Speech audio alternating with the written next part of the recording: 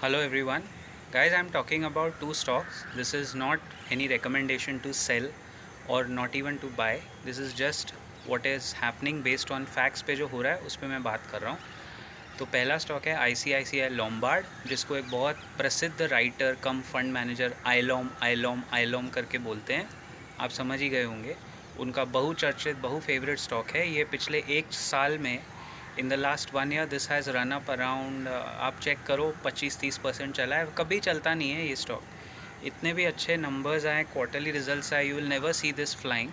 इसीलिए आज जब ये नेगेटिव न्यूज़ आई तो ये ज़्यादा गिरा भी नहीं। बेसिकली लो बीटा काउंटर होगा, ज़्यादा न चलता है, स्लो एंड स्टेडी चला और आज गिरा भी नहीं। लेकिन दिस स्टॉक जिसमें सीनियर एग्जीक्यूटिव ने रिज़ाइन किया है, और क्योंकि ये कंपनीज़ ना लेगेसी पे चलती हैं, एंड सेकंड इज़ विप्रो जिसके सीएफओ ने रिज़ाइन किया, और मिस्टर भार्गव जो आईसीआईसीआई लोम्बार्ड छोड़ के निकल गए, जिनकी अपेरेंटली इंडस्ट्री में बहुत रिस्पेक्ट है इंश्योरेंस सेक्टर में।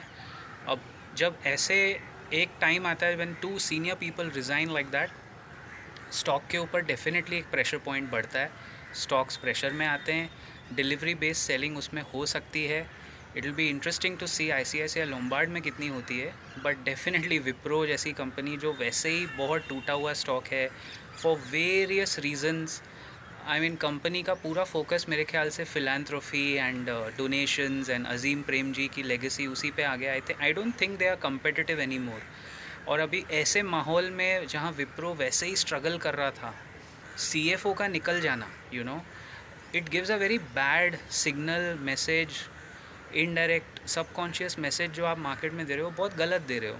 तो रीजंस दोनों के अलग अलग होंगे, but yes these two stocks will be under a lot of pressure for the next at least 1 quarter. मुझे दिखता है काफ़ी प्रेशर हो सकता है, स्पेशली आईसीआईसीआई लोम्बार्ड में होगा, क्योंकि बहुत दिनों बाद वो स्टॉक चलने लगा था। और अभी क्योंकि बहुत ज़्यादा चल चुका है, तो the chances of a downfall are more, because it has run up a lot in the last 1 year.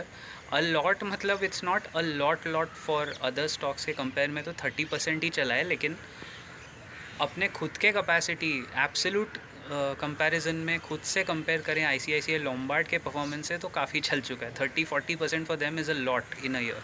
उतना चलता नहीं है, आइडियली स्लो चलता है ये स्टॉक। और विप्रो में तो ज़रा अदर इश्यूज़ ऑल्सो। भाई विप्रो का नाम वैसे ही कनेडियन पेंशन फंड के लिस्ट में था, वहाँ से सेलिंग आ रही है, प्लस वैसे ही वो आईटी पैक में थोड़ा लीस्ट प्रिफर्ड काउंटर है, वहाँ से सेलिंग आ रही है, प्लस अभी ये नया इशू रेजिग्नेशन का। So it's a bad time for Wipro. Take an informed decision. I'll see you in the next video very soon.